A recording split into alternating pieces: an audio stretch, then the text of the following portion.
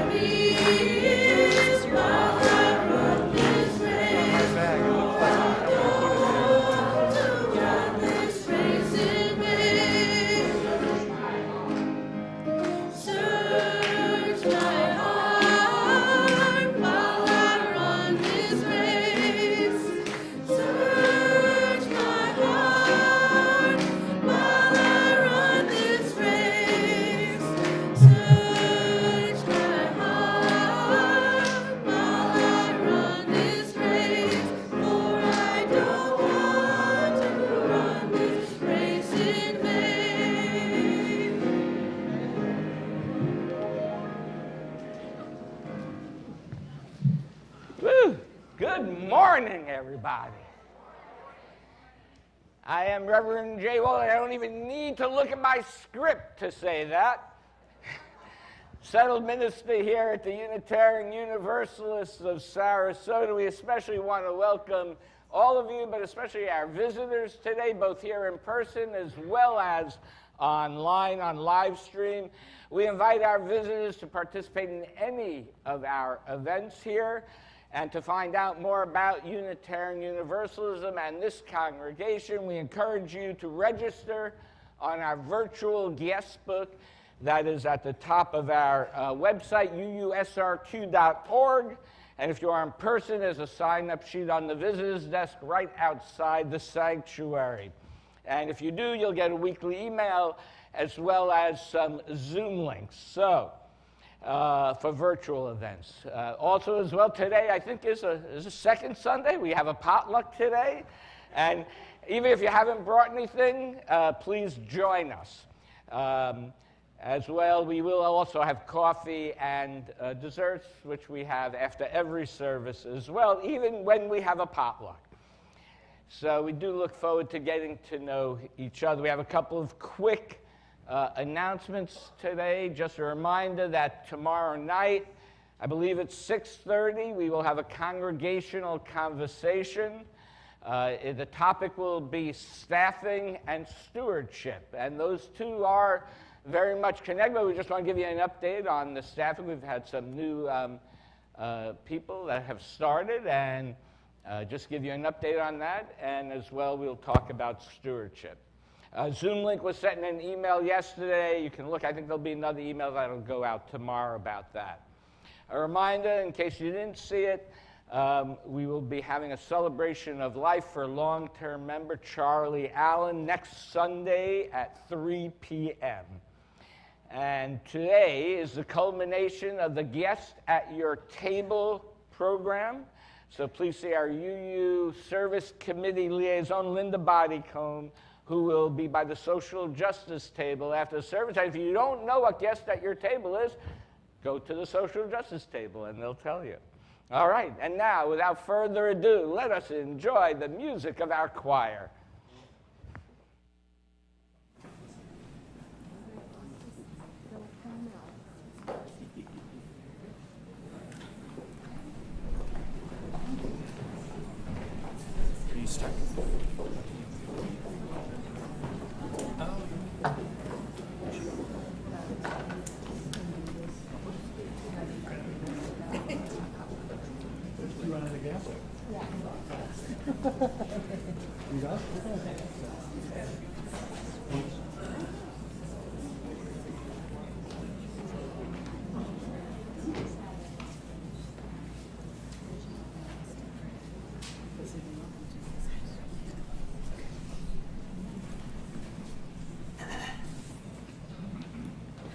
I don't know, I didn't warn them I was going to make a quick announcement.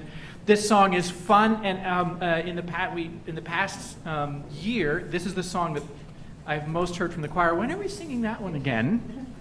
And it's a lot of fun, but I want you to know it's fun, and it is sort of figurative, but we also mean it literally, because our philosophy for the choir is if you want to sing, you like to sing, we will find a way to make it happen. So even if you can come for a couple weeks, you're only here part-time, whatever it is, don't be afraid, just come and talk to me. We're happy to have you join us. All God's critters got a place in our choir.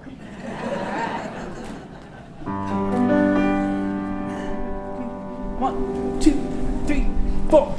All God's critters got a place in the choir. Some sing low and some sing high. Some sing out loud on a telephone wire. Some just clap their hands or paws or anything they got now. All God's critters got a place in the choir. Some sing low and some sing high. Some sing out loud on a telephone wire. Some just clap their hands or paws or anything they got now. Listen to the tune where the little birds sing on the melodies with the high notes bringing the hoot owl hollers over everything, and the jaybird disagrees.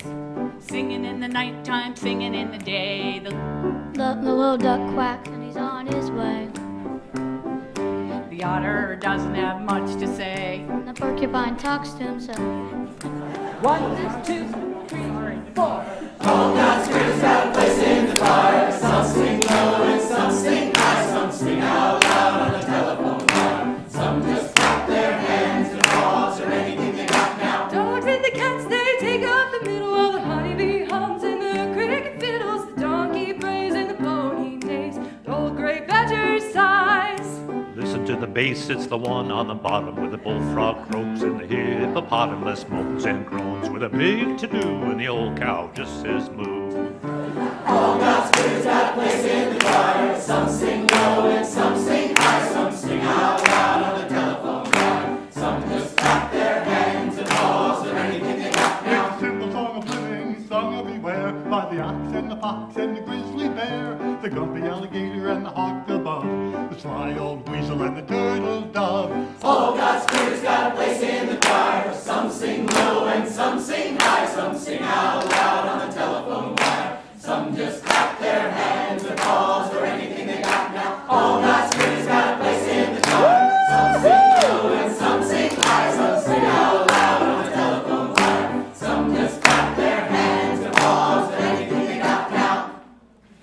All God's critters got a place in the choir.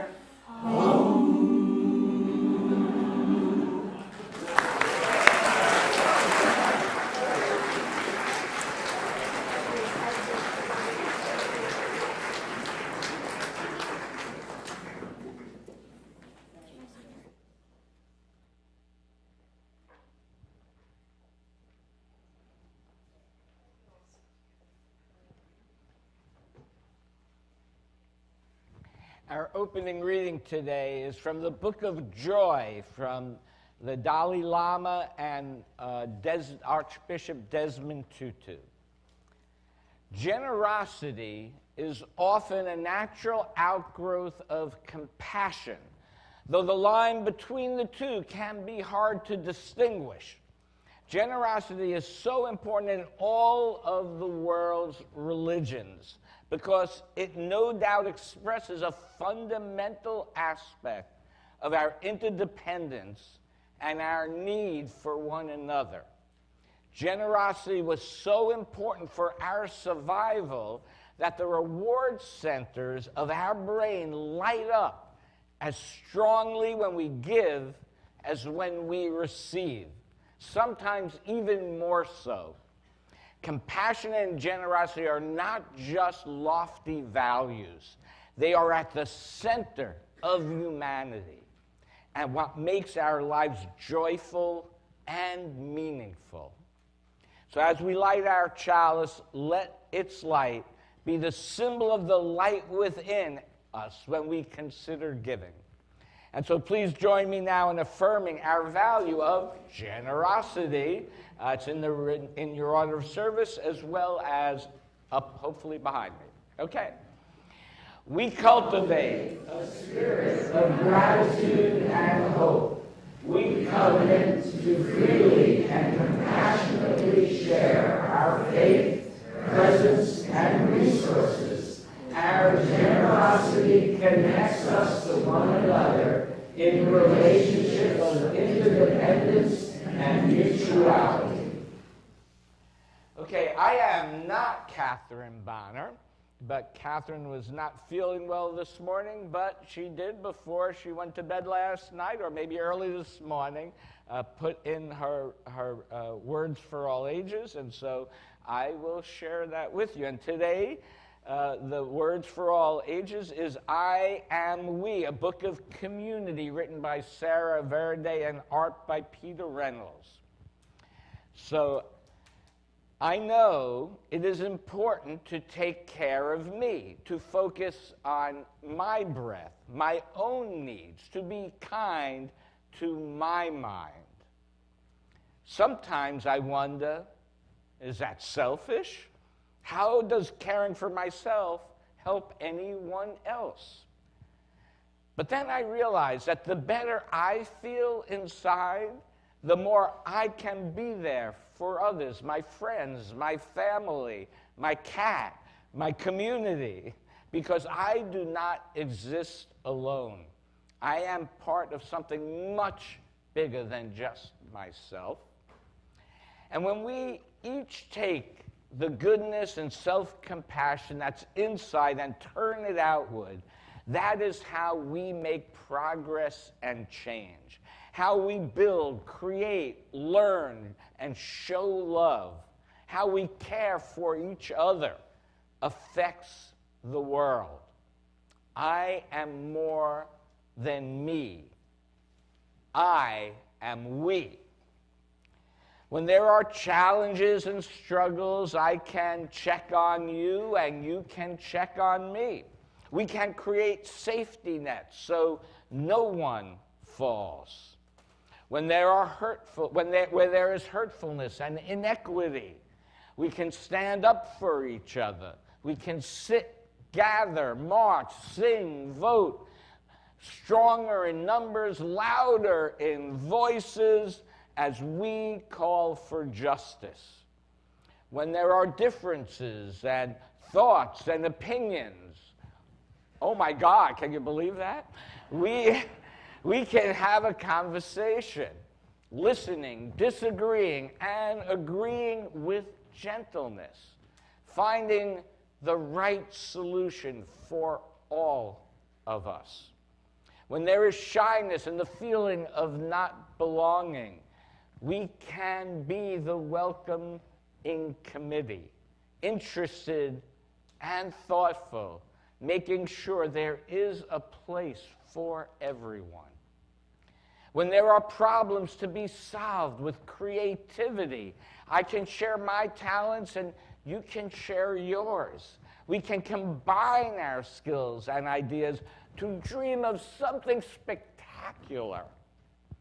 And when there are good times, successes, and joy, we can celebrate and show our excitement and pride and encourage each other to keep on rising. Connection is how I grow. Current connection is how we grow. Connected is what we are, part of a worldwide community. Diverse and magnificent, kind and accepting, supportive and present. All of us important, none of us alone. I am not just me, I am we. And if we put our heads and our hearts together, if we keep on caring for ourselves and each other, everything is possible. And this is Catherine's words. I know that today's theme is about building our community to move forward together, but this book also reminded her of the late humanitarian President Jimmy Carter, who fully believed that each of us had the capacity to work with others no matter who they were, to make this world a better place for all of us. Whether that place was at home, in school, a spiritual house, in your local community around the world. Each of us has something to give. It could be money or talent or time or something as small as a welcoming smile. And with the contributions we can give, we can sustain our nurturing community and meet the challenges of the future in creating a fair, just, caring, and peaceful world where all can strive. So I now invite the children and youth to go join your teachers in their classrooms. And if you are new here, please go to the back and a teacher will show you the way.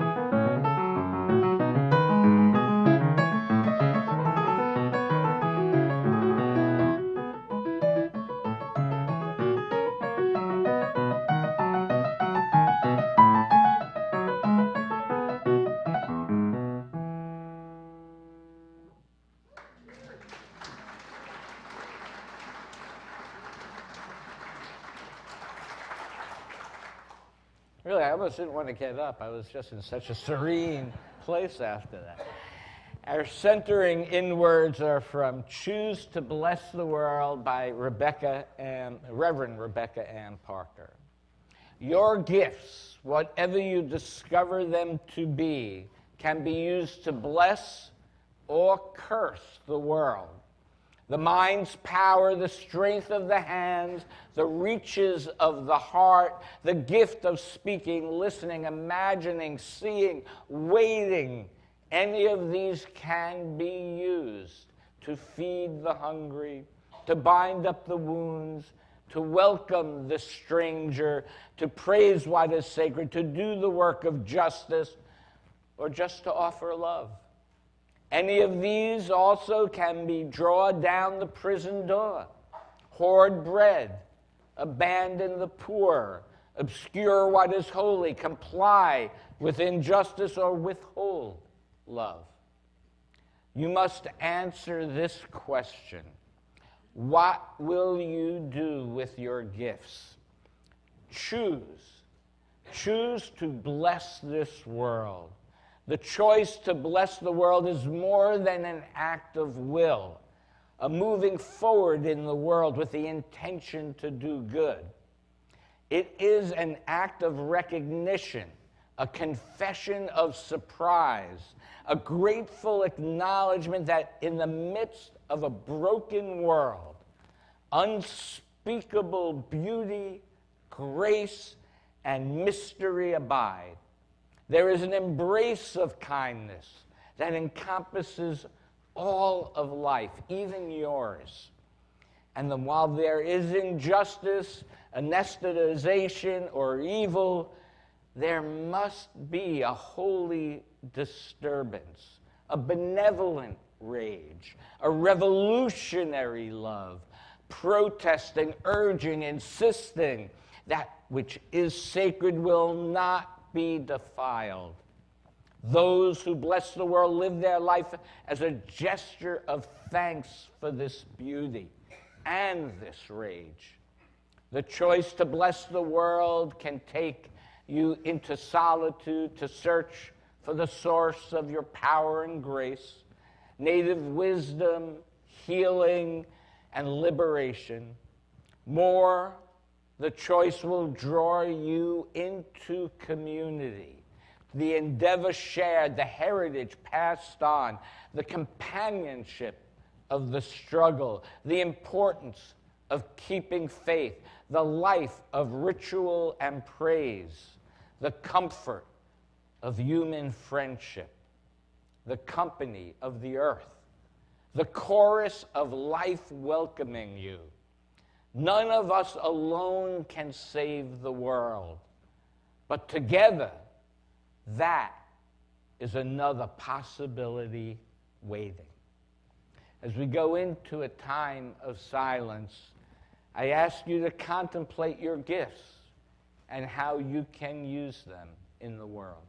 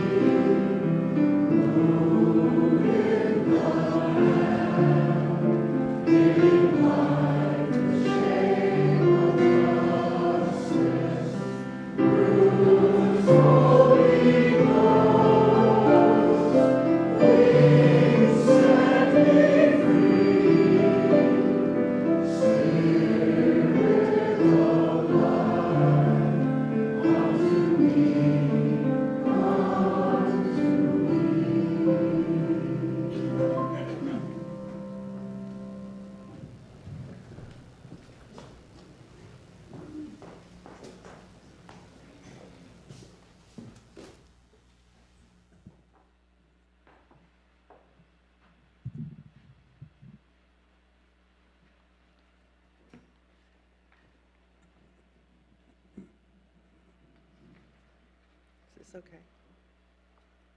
Good morning. I'm Randy Adams. And I am Mary Jo Smrekar. We are honored to serve as the co-chairs of the Stewardship Committee this year. As some of you who may have noticed from the pledge cards in the order of service and also other ways, today marks the start of the pledge campaign for our 2025-2026 fiscal year, which begins on April the 1st. As you are seeing on the screen, the theme for this campaign is Moving Forward Together. We've been members of this congregation for 2 years, and when Bill Payton, our board president, approached us about co-chairing the Stewardship Committee, I had two immediate thoughts. First, I remembered my rules for retirement. No meetings, no commuting, no reports, and no deadlines. Clearly, I left out an important rule, learning how to say no if necessary. First, I remembered. Second, I reflected on my previous experiences serving on boards, including one difficult memory. The time I resigned from a board after it knowingly approved an unrealistic budget. Within 6 months, that organization had to close its doors. It was a hard lesson about the importance of balancing vision and financial responsibility. Here at UUS, I deeply appreciate that our board uses pledge commitments like yours to create a thoughtful and grounded budget, one that balances our aspirations with the resources we have. As I considered Bill's request, I changed my focus and shifted to the essential work being done at UUS. On the walls in the courtyard, you'll see bold messages of commitment to social, economic, racial, and environmental justice. I realize that UUS is a living model of everything I've studied and experienced in my career. That is, how communities mobilize resources to achieve their goals. After years of helping people build strong communities, working in over 42 countries around the world, I saw this as an opportunity to give back to my own community, UUS. For me, the decision to accept the stewardship responsibility came from a more personal space. When I joined this UU community, I was looking for two things: belonging and spiritual growth. I made a promise to myself to step outside my comfort zone, to explore new opportunities for connection, and to deepen my own spiritual life. In the 2 years since joining UUS, I've made good on that promise. I joined a Chalice group. I sang in the choir for a semester. I volunteer on the membership committee, and I work diligently with a local nonprofit on social justice health issues. So when I was asked to lead this stewardship effort, it felt like the right opportunity, not just a way to give back, but another way to grow. This congregation has given me so much, and it's a joy to help ensure that it thrives for others. As co-chairs of the Stewardship Committee, our role is to encourage and assist all of you, our members and friends, to submit your pledges.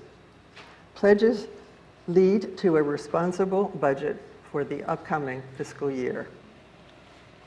But before we talk more about pledging, let's take a moment to celebrate some of what we've accomplished over the past year as we've moved forward together.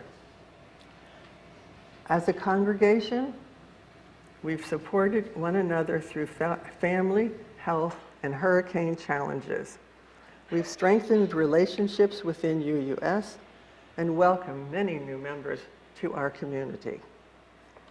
We passed a new mission and vision statement, grew as a multicultural and multi-generation community, and deepened our connections to the broader world. And we lived our values. Together, we hosted events like Freedom to Read event and the Remembrance Project soil collection ceremony. We stood up for democratic values, supported the LGBTQ community, and worked to integrate sustainability into our campus and beyond. Looking ahead, this coming year will bring new opportunities and challenges for us to live out our UU values and build an even stronger community moving forward together. Achieving our shared vision depends on three things: dedicated members and friends like you, our incredible staff who work above and beyond for all of us, and this beautiful campus that brings us all together. Today we're asking you to reflect on what UUS means to you. How has this community touched your life? What impact has it had on your spiritual journey, your relationships, or your sense of purpose? To ensure we can help deepen that impact both within and beyond our walls, ready for this, we are asking you to consider increasing your pledge by at least $25 per month. We know that is a big ask, and we are asking. Your generosity allows us to expand our programs and outreach, support spiritual growth and social justice initiatives, and sustain and enhance this beautiful space we call home. Your pledge is an investment in everything we value and everything we hope to create. It's a way to move forward together with strength, resilience, and shared purpose. So let's turn now to the pledge card itself.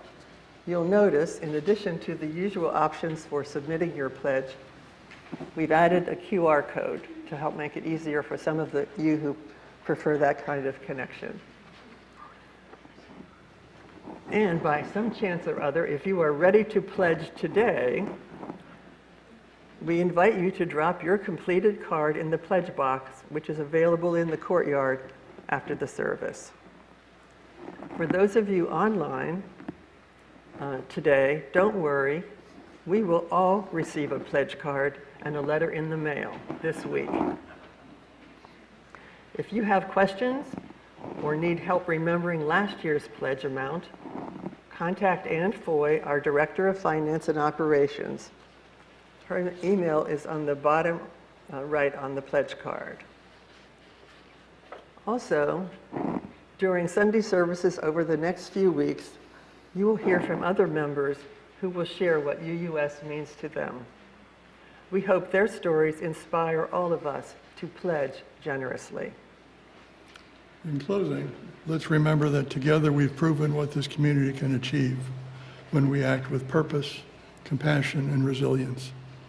Let's continue building on that foundation, living out our shared values, and supporting the work of UUS. Thank you for your generosity, your commitment, and your presence in this community.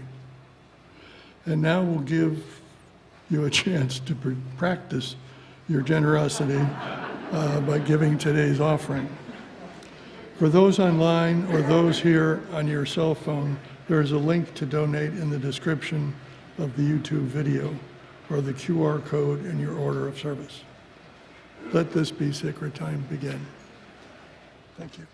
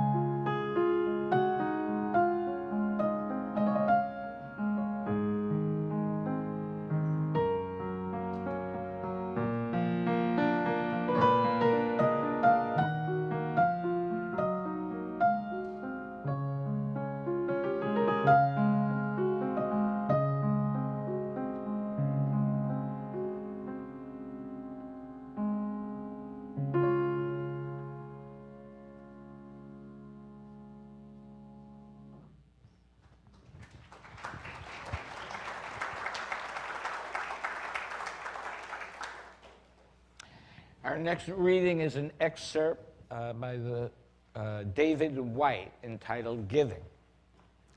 Giving is a difficult and almost contemplative art form that has to be practiced to be done well.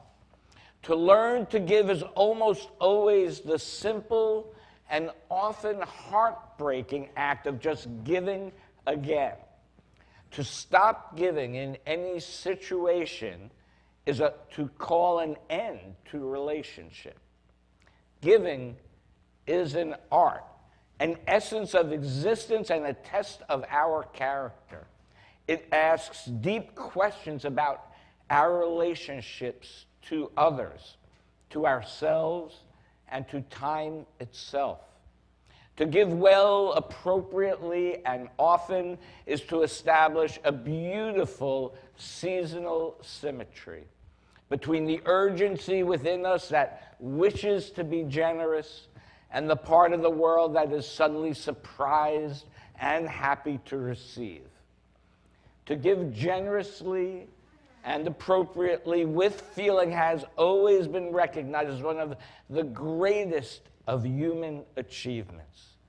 Giving is not done easily. Giving is difficult. To give is to make an imaginative journey and to put oneself in the anticipation of another. To give is to make our own identity more real in the world by committing to something specific in the other and something tangible. And now, once more, the choir.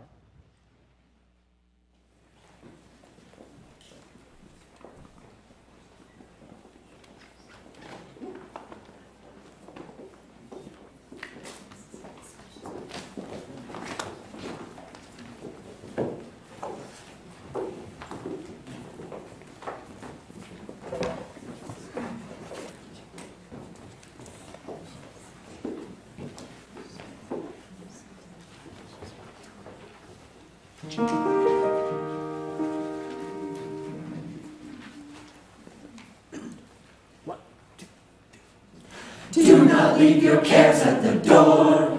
Do not leave them there when you come into this place. Be open to acceptance and transformation. Come on in, you are welcome here. And do not leave your cares at the door. Do not leave your cares at the door. Do not leave them there when you come into this place. Be open to acceptance and transformation. Come on in, you are welcome here. And do not leave your cares at the door. This is a place of grace, a place of losing and finding our way upon the winding road. Meeting and parting, stumbling and starting over.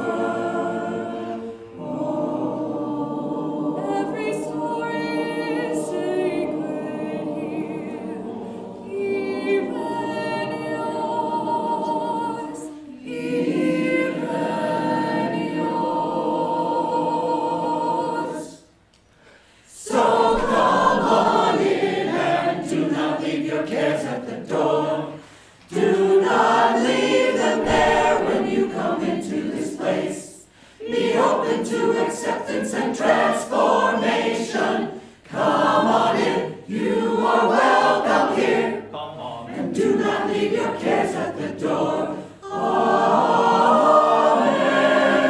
Amen.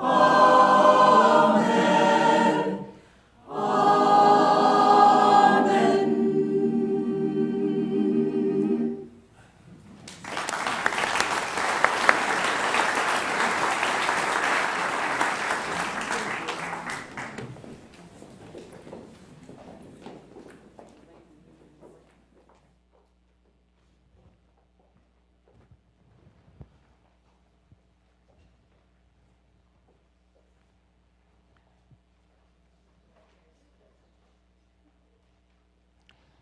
So I was having lunch with a member recently talking about our upcoming pledge campaign, and I was sharing information that Unitarian Universalists on a whole are less generous than members of other denominations, and they respond. I didn't think that was funny. That's just a fact. And they responded, "Well, that's because you don't threaten people with hell if you don't give them money." And that is true. That is true from both our Unitarian and our Universalist historical theologies. Universalists believe in universal salvation for all, historically, and Unitarians generally profess to, as the 19th century minister Reverend William Ellery Channing put it, in salvation through character. So the promise of the good life, a good afterlife in exchange for 10% of your income is in the Christian tradition, or 2.5% of your assets, which is one of the Islam's 5 pillars, which is called zakat, is not something that we could promote with integrity in that sense. So if we don't promise you eternal salvation after you die, why should you consider being so generous with your pledge? Well, I think it is exactly for that reason that you should be more generous, honestly. Because we often know easy promises and no definitive supernatural afterlife. But what we do offer is a way to be part of creation. Creation of the beloved community, a community in the here and now. That I love technology when it works. I'll just say that. Not when it like pops back up to the pop of my screen. But, this is what we do. We come together, we figure it out, we offer forgiveness when things mess up a little bit. And that's what helps create community. But we offer a community in the here and the now that can be transformative in your life, right? And in the larger community as well. We create an environment that allows for religious and spiritual exploration so that each of you, as our mission states, right, can connect in loving community to nurture the spirit and help heal the world. We, all of us, we create an environment and structure that allows us to live out our vision of becoming a congregation that aspires to be multi-generational and multicultural. Known for advancing justice, where all persons can find belonging, spiritual growth, and support on life's journey. The question often asked is, how do we create and sustain an environment that transforms lives? Part of it is just naming what we are doing. It's important that everybody knows what goes into doing this, to creating this environment. And recognition that ours is a religion for the type of society that exists today in the world, not 2,000 years ago. A society that is fragmented and looking for wholeness. A society that is tired of doctrines that don't make sense for our day-to-day lives and is looking for questions and community that inspires us, that comforts us, that walks with us on our journey. A while back, I read a book by a gentleman by the name of Peter Block entitled Community, and it's subtitled The Structure of Belonging. And I thought, belonging, I sat with that word for a minute, belonging. So I ask, what do you long to be in the world? How do you long to be in the world? Who do you long to be with in the world on our journey in life. Think about what that is for you. What does it mean just to be? Right? To exist, to be authentic to who you really are, to who you are at the core of your very being. I want to focus on the type of environment that fosters creativity, change, and depth of meaning that allows us to explore that for ourselves. I believe in the deepest part of my heart that the way that happens is through loving engagement. Peter Block speaks of 4 main things that create transformative communities. 1, ownership. 2, having a transcendent purpose. 3, acknowledging our gifts. And 4, welcoming. So ownership seems simple enough. Staff, teams, committees are all empowered to offer programs to the congregation. And for us to operate successfully, ownership requires accountability and collaboration, and is a reminder that each of us here are creators of this community. For every program you want to create, Block suggests asking 4 questions. How valuable an experience do you plan for it to be? How much risk are you willing to take? How participative do you plan to be? And to what extent are you invested in the well-being of the whole? There is no one right answer for everybody to any of these questions. Not everyone lives with the same circumstances and abilities, and not everyone has the same risk tolerance.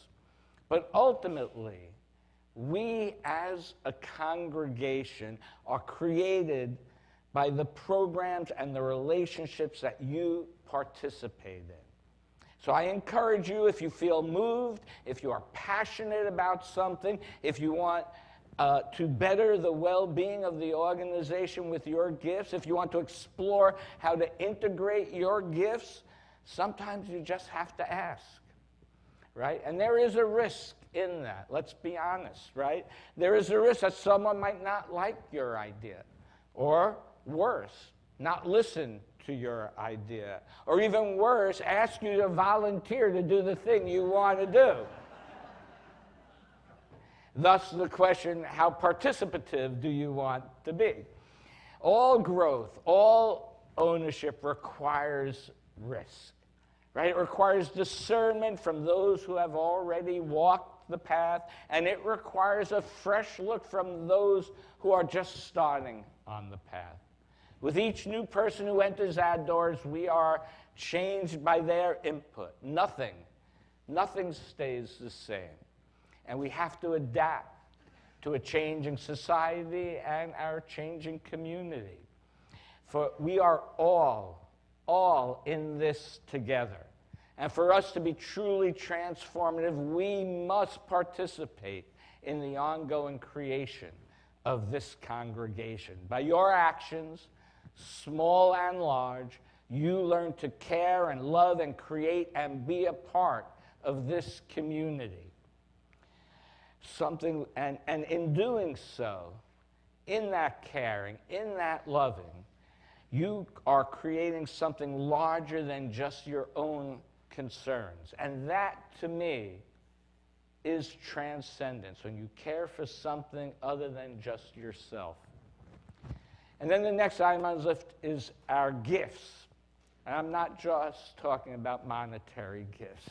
Usually during this upcoming time of year of the annual pledge drive, we often hear the phrase that we should act from a mindset of abundance, not scarcity. And I do believe that is a true statement, right? You've often heard me say, make decisions based on our values, not our fears.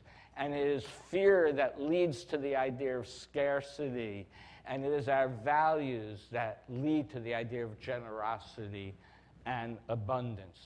But Block also asks us to consider, in his book he says, what gifts have you received from others here? So let us keep moving forward together towards creating the congregation we dream about, sharing our gifts, both personal and financial. And lastly, I will mention briefly welcoming, or what Bach calls invitation. Right? Bach states, and I quote, "Invitation is the means through which hospitality and community are created. It is an act of generosity, a call to create an alternative future, to join in the possibility that we have declared," end quote. So our goal should, as our mission says, to connect in loving community. And that should be the same for someone who has been here 20 years or 20 minutes. Every week has the possibility, every moment has the possibility of new creation. Our goal is to welcome everyone, with open arms and open minds and open hearts. And each person has to choose whether to engage or not.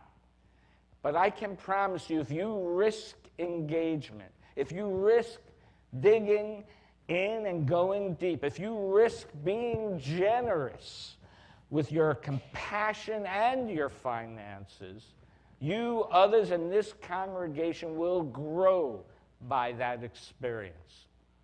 Between now and the next few weeks, as you are filling out your pledge cards, I ask you to think about how you want to be part of this ongoing creation of the Unitarian Universalists of Sarasota.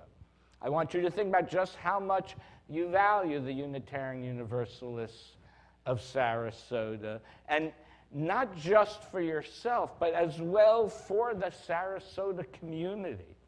We are needed now more than ever to be a vital religious force in the community.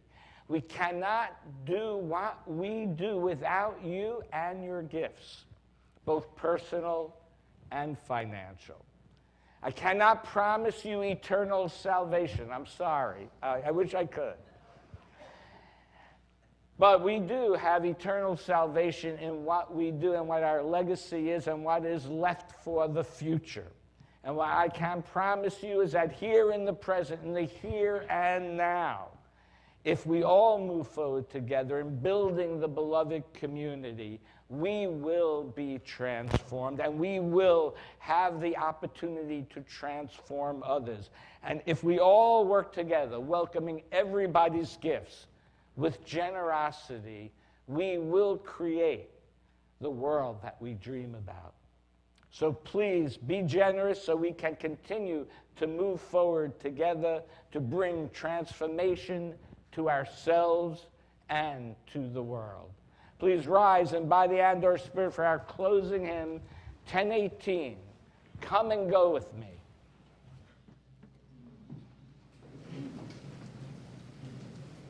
Come and go